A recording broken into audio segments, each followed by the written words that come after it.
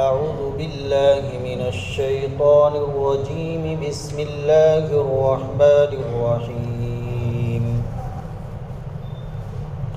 إن الله فالق الحب والنوى يخرج الحي من الميت ومخرج الميت من الحي ذلكم الله فأنى تؤفكون.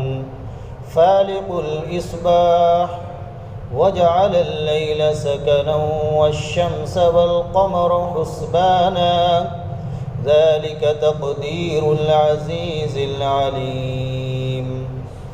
وهو الذي جعل لكم النجوم لتهتدوا بها في ظلمات البر والبحر قد فصلنا الآيات لقوم يعلمون. وهو الذي أنشأكم من نفس واحدة فمستقر ومستودع قد فصلنا الآيات لقوم يفقهون.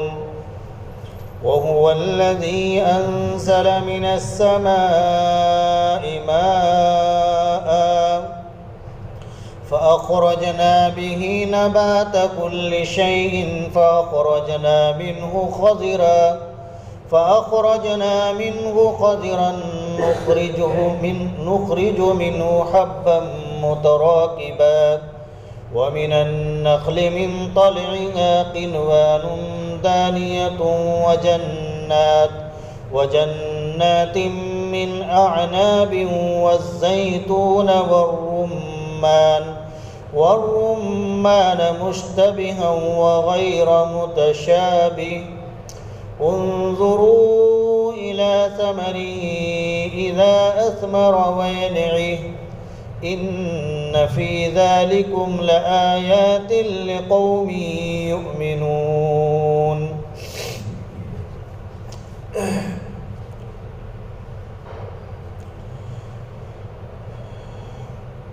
مشرکین کا تذکر آیا کہ مشرکین اپنے شرک سے باز نہیں آتے اور اللہ پر، آخرت پر، اللہ کے رسول پر ایمان نہیں لاتے.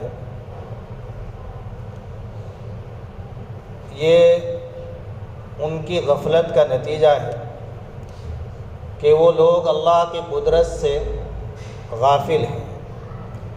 اگر انسان اللہ کی قدرت پر غور کر لے اور اللہ کی قدرت کا استحضار کرے تو پھر انسان اللہ سے غافل نہیں ہوتا، پھر اس کا دھیان ہر وقت اللہ کی طرف رہتا ہے، اور جب دھیان اللہ کی طرف رہتا ہے تو پھر انسان سے گناہ نہیں ہوتا، پھر اللہ کی نافرمانی سے انسان بچا رہتا ہے. ہر وقت اللہ کا دھیان رہے، یہ اللہ کی بڑی نعمت ہے، انسان کو یہ مانگنی چاہیے. جب ہر وقت اللہ کا دھیان رہے گا تو اللہ کی نافرمانی نہیں ہوگی، پھر انسان کو ہر وقت یہ دھن اور فکر ہوگی کہ میں اپنے اللہ کو راضی کروں. تو اللہ پاک نے ان آیات میں اپنی قدرت کو بیان کیا ہے. ہمیں غور سے سننا چاہیے اور اپنے ایمان کے اندر کمال پیدا کرنا چاہیے، ہمارا ایمان مضبوط ہونا چاہیے کہ ہمارا رب، ہمارا خالق اور مالک اللہ کتنی بڑی قدرت والا ہے. اللہ فرماتے ہیں ان اللہ فالق الحب والنوى، بے شک اللہ ہی دانے اور گٹھلی کو پھاڑنے والا ہے. زمین میں ہم دانہ ڈالتے ہیں تو اس دانے کو پھاڑنے والا اور اس دانے سے ہرا پودا نکالنے والا کون ہے؟ اللہ، کوئی اور نہیں ہے. انسان کے بس کی بات نہیں ہے کہ وہ اس دانے سے ہرا پودا نکال دے، اس دانے کو پھاڑ کر اس سے ہرا پودا نکال دے، یہ انسان کے بس سے باہر ہے. انسان کا کام صرف اتنا ہے اور اس کی بھاگ دوڑ اور دھوپ جو بھی بھاگ دوڑ کرتا ہے، محنت اور کوشش کرتا ہے، اس کی حد بس اتنی ہے کہ اس دانے سے جو پودا نکلتا ہے، اس پودے کے نکلنے میں اور باہر آنے میں جو چیز رکاوٹ ہو سکتی ہے، بس انسان اس رکاوٹ کو ظاہری طور پر ختم کرتا ہے۔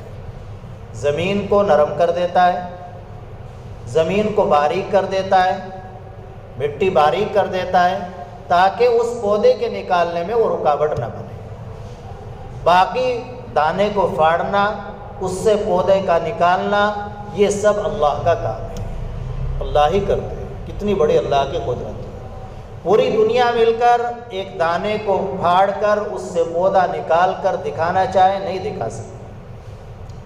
پورا سائنس سے مل کر نہیں کر سکتے، یہ اللہ ہی کی قدرت ہے۔ والنوا، گٹھلی کو پھاڑنے والا اور گٹھلی سے پودا نکالنے والا بھی اللہ ہی ہے۔ ہم نے زمین میں گٹھلی دبا دی، آم کی گٹھلی ہے، کھجور کی گٹھلی ہے، اس گٹھلی کو پھاڑنا، اس سے پودے کا نکلنا، یہ سب اللہ کی قدرت سے ہوتا ہے۔ وہاں تو انسان کی محنت کو بھی کوئی دخل نہیں۔ گٹھلی تو آپ نے کہیں ویسے بھی ڈال دی، کوڑے پر بھی ڈال دی، اللہ کی قدرت دیکھیے کہ وہیں اللہ تعالیٰ اس پر پودا اگا دیتا ہے۔ اللہ کی بڑی قدرت ہے۔ پھر وہ اللہ دانے اور گٹھلی کا بھی محتاج نہیں ہے، وہ بغیر دانے کے، بغیر گٹھلی کے، بغیر پودا لگائے بڑے سے بڑا درخت پیدا کر سکتا ہے اور کر رہا ہے۔ ابھی 2-3 ہفتے پہلے کشمیر کا سفر ہوا، کشمیر میں جانا ہوا، پہاڑوں پر دیکھا، اتنے بڑے بڑے درخت ہیں، ان درختوں کو کسی نے لگایا نہیں، وہ خود بخود اللہ کی قدرت سے اگے ہیں۔ اور درخت کوئی گر جاتا ہے تو اسے جو گورنمنٹ کا محکمہ ہے وہی فروخت کرتا ہے، ایک ایک درخت 1 لاکھ روپے کا بک جاتا ہے۔ ایک صاحب کہہ رہے تھے کہ اگر گورنمنٹ یہ کشمیر کے پہاڑوں کے درخت کاٹ کر ہی فروخت کر دے، سارے قرضے سے بری ہو جائے۔ وہ اللہ نے بغیر کسی کے لگائے پیدا کر رکھے ہیں، بڑے بڑے درخت ہیں، بڑے بڑے اونچے پہاڑ ہیں۔ اللہ کی قدرت دیکھنا چاہیے، ایمان میں اضافہ ہوتا ہے کہ اللہ کتنے بڑے ہیں، اللہ کی قدرت کیسی ہے۔ وہ نہ دانے کے محتاج ہیں، نہ گٹھلی کے محتاج ہے، وہ بڑے سے بڑا درخت بغیر کسی کے لگائے، بغیر کسی بیج کے، بغیر کسی گٹھلی کے پیدا کر سکتے ہیں اور کر رہے ہیں۔ ان اللہ فالق الحب والنوا، بے شک کہ اللہ تعالیٰ دانے کو پھاڑنے والے ہیں اور گٹھلی کو پھاڑنے والے ہیں۔ اللہ کی قدرت۔ یخرج الحی من المیت، اللہ کی اور قدرت دیکھیے کہ اللہ وہ ہے جو زندے کو نکالتا ہے مردے سے، جو زندے کو نکالتا ہے ایک بے جان چیز سے، زندے کو ایک بے جان چیز سے نکالتا ہے۔ اس کی ایک مثال تو یہ ہے کہ اللہ تعالیٰ نطفے سے انسان کو پیدا کرتا ہے، منی کا قطرہ ہوتا ہے، ایک بے جان چیز ہے، اللہ تعالیٰ اس سے ایک جاندار کو پیدا فرما دیتا ہے۔ انسان ہو، جانور ہو، ایک بے جان چیز سے اللہ تعالیٰ جاندار کو نکالتا ہے۔ ایک بے جان چیز سے اللہ تعالیٰ جاندار کو نکال رہا ہے۔ ایک انڈا ہے، انڈے سے اللہ تعالیٰ بچہ نکال رہا ہے۔ اللہ کی قدرت کتنی بڑی ہے۔ وَمُخْرِجُ الْمَيِّتِ مِنَ الْحَيِّ، اور اللہ اتنے بڑے ہیں، اللہ کی قدرت اتنی اونچی ہے کہ اللہ تعالیٰ مردار کو، بے جان چیز کو زندے سے نکال رہے ہیں۔ وہ قطرہ اور وہ نطفہ جو نکل رہا ہے وہ ایک انسان سے نکل رہا ہے، جاندار سے نکل رہا ہے۔ انڈا جو نکل رہا ہے وہ مرغی سے، ایک جاندار سے نکل رہا ہے۔ تو یہ اللہ کی قدرت کہ بے جان سے جاندار کو نکال رہا ہے، جاندار سے جاندار کو بے جان سے نکال رہا ہے، یہ اللہ کی قدرت ہے۔ ذالکم اللہ، یہ سب کام کرنے والے اللہ ہیں۔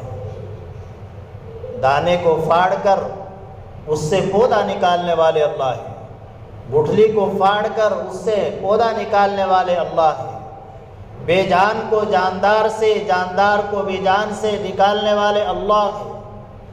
فَأَنَّا تُؤْفَكُونَ، جب سب کچھ کرنے والے اللہ ہیں، سب سے بڑی قدرت اللہ کی ہے، تو پھر تم کہاں جا رہے ہو عبادت کے لیے؟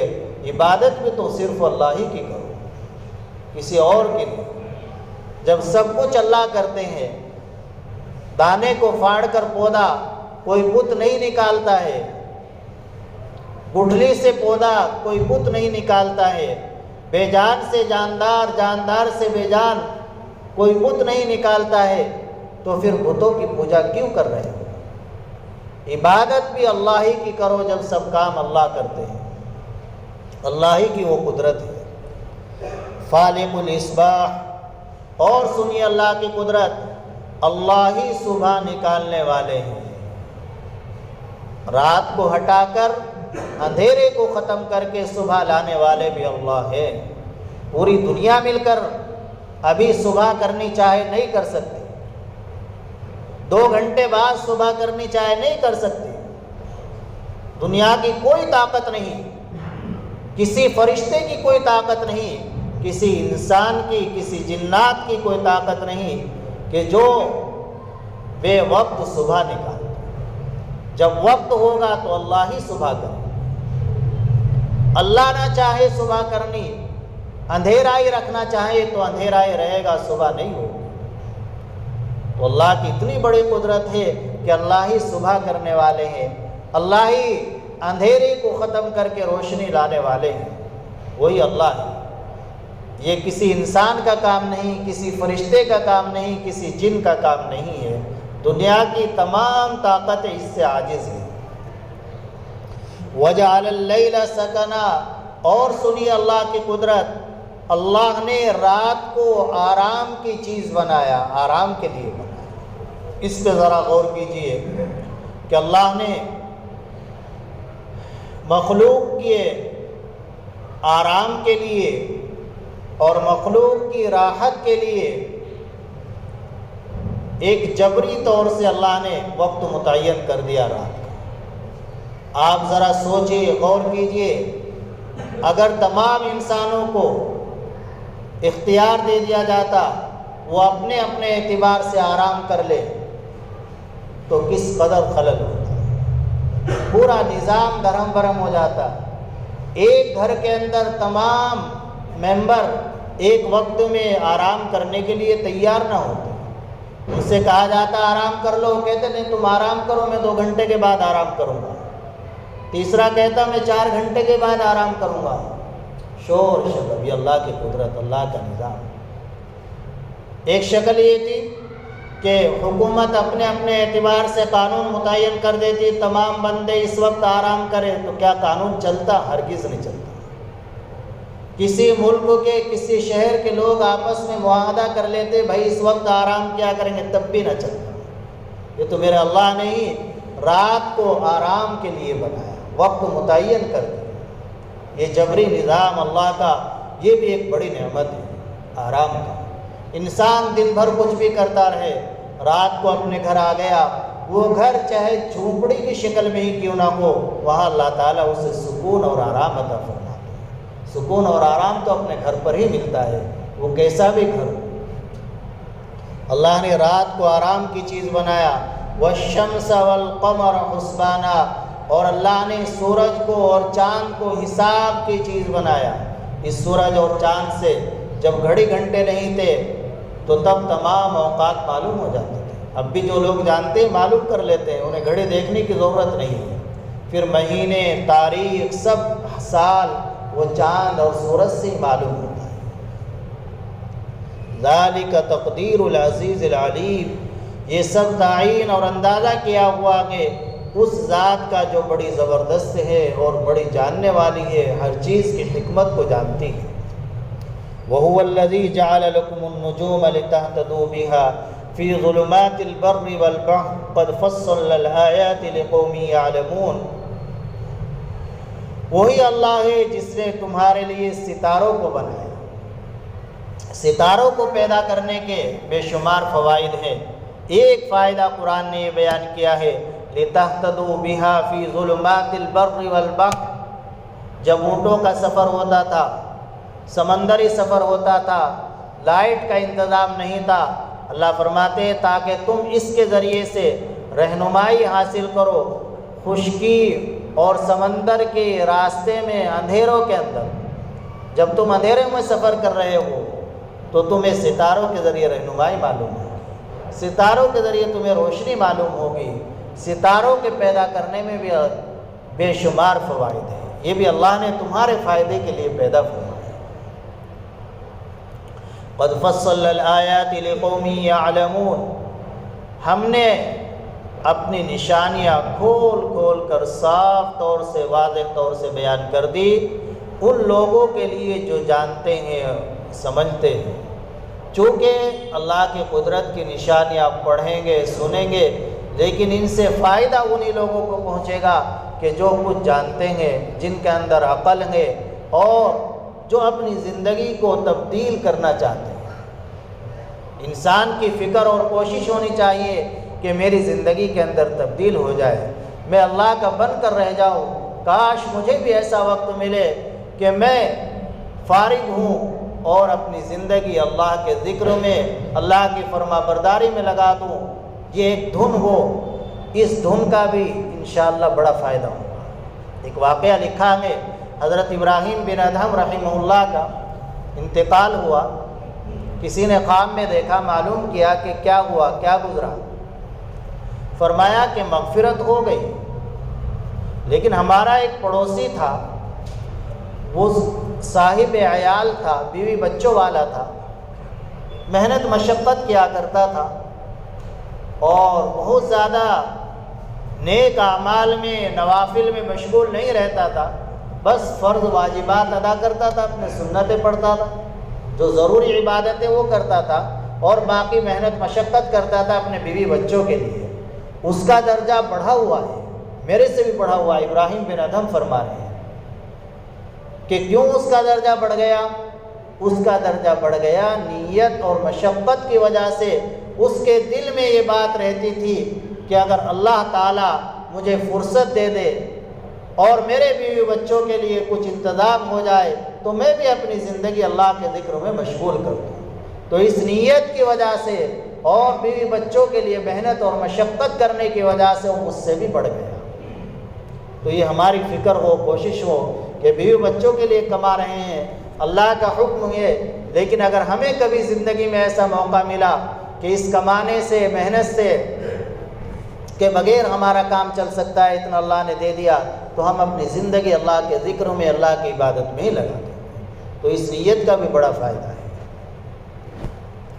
وَهُوَ الَّذِي أَنشَأَكُم مِّن نَّفْسٍ وَاحِدَةٍ، وہی اللہ ہے جس نے تم کو پیدا فرمایا ایک جان سے، یعنی حضرت آدم علیہ السلام سے۔ اللہ کی قدرت۔ فَمُسْتَقَرٌّ وَمُسْتَوْدَعٌ، اللہ نے تمہارے لیے ایک تو چند دن رہنے کی جگہ بنائی اور ایک مستقل رہنے کی جگہ بنائی، زیادہ دن تک۔ مستقر کہتے ہیں ایسی جگہ کو جہاں انسان زیادہ دن تک رہتا ہے، اور مستودع کہتے ہیں ایسی جگہ کو کہ جہاں پر انسان چند دن رہتا ہے، کچھ دن تک رہتا ہے۔ اب اس سے کیا مراد ہے؟ بعض مفسرین فرماتے ہیں کہ مستودع کہتے ہیں جس میں چند دن رہتا ہے آدمی، جو امانت کے طور پر، کسی کے پاس کوئی چیز امانت کے طور پر رکھی گئی ہے تو وہ چند دن کے لیے ہوتی ہے۔ تو اس سے مراد ہے باپ کی پیٹھ، باپ کی پشت، کمر، وہاں سے انسان کا نطفہ چلتا ہے، وہ بہت زیادہ دن نہیں رہتا، وہاں تیار ہوتا ہے۔ اور مستقر جہاں زیادہ دن تک رہتا ہے، 9 مہینے رہتا ہے، اس سے مراد ہے ماں کا پیٹ۔ اور دوسرا قول یہ ہے کہ مستودع سے مراد ہے پیدائش سے لے کر آخرت تک کی تمام زندگی، تمام احوال، ماں کے پیٹ اور دنیا اور قبر۔ اور مستقر سے مراد ہے آخرت کی زندگی، وہاں انسان ہمیشہ ہمیشہ رہے گا، وہاں ہمیشہ ہمیشہ رہے گا۔ اور بعض کہتے ہیں کہ بعض مفسرین کی رائے ہے کہ مستودع سے مراد ہے دنیا اور مستقر سے مراد ہے قبر۔ قبر میں بھی انسان بڑی مدت تک رہے گا۔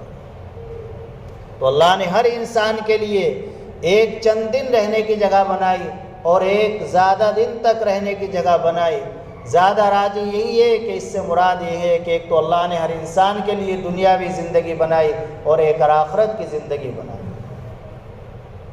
قد فصلنا الآیات لقوم یفقہون، ہم نے آیات بیان کر دی کھول کھول کر ان لوگوں کے لیے جو سمجھتے ہیں، سمجھ رکھتے ہیں، چونکہ جس کے اندر سمجھ ہوگی وہی ان نشانیوں سے اور اللہ کی اس قدرت کو سن کر، پڑھ کر، سمجھ کر فائدہ اٹھائے گا۔ وَهُوَ الَّذِي أَنزَلَ مِنَ السَّمَاءِ مَاءً فَأَخْرَجْنَا بِهِ نَبَاتَ كُلِّ شَيْءٍ فَأَخْرَجْنَا مِنْهُ شَجَرًا نُخْرِجُ مِنْهُ حَبًّا مُتَرَاكِبًا، وہی اللہ ہے جس نے آسمان سے پانی اتارا، فَأَخْرَجْنَا بِهِ نَبَاتَ كُلِّ شَيْءٍ، پھر اس پانی کے ذریعے ہم نے رنگ برنگی گھاسیں اور پھول اگائے، ہر چیز اللہ نے اگا دی، پانی کے ذریعے بارش ہو جاتی ہے، کیسے کیسے پودے ہرے ہو جاتے ہیں، کیسی کیسی گھاسیں اگاتی ہے، کیسے کیسے پھول نظر آنے لگتے ہیں، ہرا بھرا موسم ہو جاتا ہے۔ فَأَخْرَجْنَا مِنْهُ خَضِرًا نُخْرِجُ مِنْهُ حَبًّا مُتَرَاكِبًا، اور پھر ہم نے اس سے نکالی ایک ہری ٹہنی، پہلے کوپل نکلتی ہے وہ پیلی ہوتی ہے، پھر اللہ اسی کو ہری بنا دیتے ہیں، اور پھر اس پر ہم دانے لگاتے ہیں جو ایک دوسرے پر چڑھے ہوئے ہوتے ہیں، گیہوں کے دانے ہیں اور چیزیں آتی ہیں، وہ دانے ہوتے ہیں جو ایک دوسرے پر چڑھے ہوئے ہوتے ہیں۔ وَمِنَ النَّخْلِ مِن طَلْعِهَا قِنْوَانٌ دَانِيَةٌ، اور کھجور کے گابھے میں پھل کے گچھے جھکے ہوئے، اور انگور کے باغ اور زیتون کے اور انار کے آپس میں ملے جلے ہوتے ہیں، جدا بھی ایک دوسرے سے جدا بھی نہیں ہوتے۔ انظروا الی ثمرہ، ایک دوسرے کے مشابہ بھی ہوتے ہیں اور غیر متشابہ بھی ہوتے ہیں، دو طرح کے پھل، کچھ تو ایسے ہیں کہ دیکھنے میں ایک جیسے لگتے ہیں لیکن لذت ان کی ایک ہی ہوتی ہے، کچھ ایسے الگ الگ لگتے ہیں لیکن مزہ ان کا پھر بھی ایک ہی ہوتا ہے۔ تو اللہ کی قدرت ہے کہ اللہ نے ایک ہی زمین سے، زمین ایک ہی ہے، مٹی ایک ہی جیسی ہے، لیکن اللہ نے الگ الگ چیزیں پیدا کرنے کی صلاحیت پیدا کر دی۔ وہاں کشمیر میں بتا رہے تھے وہ زعفران جس جگہ میں ہوتے وہ ایک تھوڑا سا حصہ ہے، مخصوص حصہ، تو وہ زمین دیکھی اور کہیں نہیں ہوتا، صرف اسی جگہ میں ہوتا ہے۔ اللہ کی قدرت، زعفران صرف وہیں پیدا ہو رہا ہے، وہاں سے لائے لوگ، بیج لائے، پودے لائے، لیکن یہاں لگایا نہیں ہوا، وہ تو اسی کے لیے۔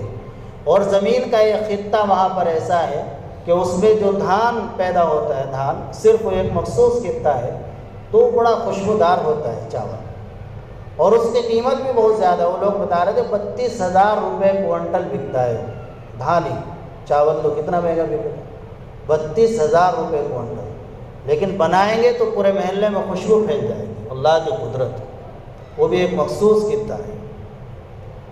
سیب یہاں آپ لگا لیں نہیں ہونے کا، اللہ کی قدرت، وہاں بھی وہی مٹی، وہاں ہو رہا ہے، اور اب تو پورے کشمیر میں ہونے لگا، پہلے مخصوص خطے میں ہوتا تھا، اب سارے کشمیر میں ہو رہا ہے تقریباً، اور اس میں بھی کسی جگہ کا سیب بہت عمدہ ہے، کسی کا ہلکا ہے، یہ سب اللہ کی قدرت ہے۔ سیب ایک جیسے لیکن ذائقہ الگ، لذت الگ، مزہ الگ، فائدہ الگ، یہ سب اللہ کی قدرت۔ انظروا الی ثمرہ، دیکھو ہر ایک درخت کے پھل کو جب وہ پھل لاتا ہے اور اس کے پکنے کو، جب پھل آتا ہے تو وہ کچا ہوتا ہے، اس کا ذائقہ بھی اچھا نہیں ہوتا، لیکن جب پک جاتا ہے تو وہ ہر چیز میں کامل ہو جاتا ہے، اس رنگ میں بھی کامل، لذت میں بھی کامل۔ تو اللہ کی قدرت، اس پھل کو کامل کرنے والا بھی اللہ ہے، اس کو اگانے والا بھی اللہ ہے۔ ان فی ذالکم لآیات لقوم یؤمنون، بے شک کہ ان چیزوں میں نشانیاں ہیں ان لوگوں کے واسطے جو ایمان والے ہیں۔ ایمان والوں کے لیے ان تمام چیزوں میں اللہ کی قدرت کی نشانیاں ہیں، وہ ان چیزوں کو پڑھ کر اور سن کر اللہ کی قدرت پر ایمان لاتے ہیں، اپنے ایمان کے اندر مضبوطی اور کمال پیدا کرتے ہیں۔ اللہ عمل کی توفیق عطا فرمائے۔ الحمدللہ رب العالمین، اللہم اجعل صلواتک ورحمتک وبرکاتک علی سید المرسلین امام المتقین وخاتم النبیین محمد عبدک ورسولک إمام الخير وقائد الخير ورسول الرحمة، اللهم ابعثه مقاما محمودا يقبل به الأولون والآخرون. اللهم صل على محمد وعلى آل محمد كما صليت على إبراهيم وعلى آل إبراهيم إنك حميد مجيد. اللهم بارك على محمد وعلى آل محمد كما باركت على إبراهيم وعلى آل إبراهيم إنك حميد مجيد. ربنا ظلمنا أنفسنا وإن لم تغفر لنا وترحمنا لنكونن من الخاسرين. ربنا آتنا في الدنيا حسنة وفي الآخرة حسنة وقنا عذاب النار. مولا کریم ہم اپنے گناہوں سے توبہ کرتے ہیں. یا اللہ اپنی رحمت سے ہمیں معاف فرما دے، پوری امت کو معاف فرما دے. یا اللہ ہمارے اس مختصر سے عمل کو اپنی بارگاہ میں قبول فرما لے، ہماری اصلاح کا ذریعہ بنا دے. یا اللہ اپنی ذات کی کامل معرفت ہمیں نصیب فرما، کامل یقین نصیب فرما. یا اللہ اپنے دائمی رضا ہمیں نصیب فرما، ہر وقت اپنا دھیان نصیب فرما. یا اللہ ہر وقت اپنا دھیان نصیب فرما. یا اللہ ہمارے ظاہر کی بھی اصلاح فرما دے، ہمارے باطن کی بھی اصلاح فرما دے. یا اللہ ہمارے ظاہر کی بھی اصلاح فرما دے، ہمارے باطن کی بھی اصلاح فرما دے. یا اللہ ہماری تمام الجھنوں اور پریشانیوں کو دور فرما دے، راحت و سکون کی زندگی نصیب فرما دے، ذہنی اور قلبی سکون نصیب فرما. قرآن و حدیث کی صحیح فہم، صحیح سمجھ نصیب فرما. یا اللہ قرآن و حدیث سے ہمیں محبت اور تعلق نصیب فرما، اس کے پڑھنے پڑھانے والوں سے محبت نصیب فرما، قدردانی کی توفیق عطا فرما. یا اللہ حاضرین کے تمام جائز مقاصد کو پورا فرما، جائز ضروریات کو پورا فرما، پریشانیوں کو دور فرما. یا اللہ ہم سے مانگنا نہیں آتا، مولا کریم بغیر مانگے عنایت فرما. یا اللہ ہماری دعا کو اپنے فضل و کرم سے قبول فرما. صلی اللہ تعالی علیہ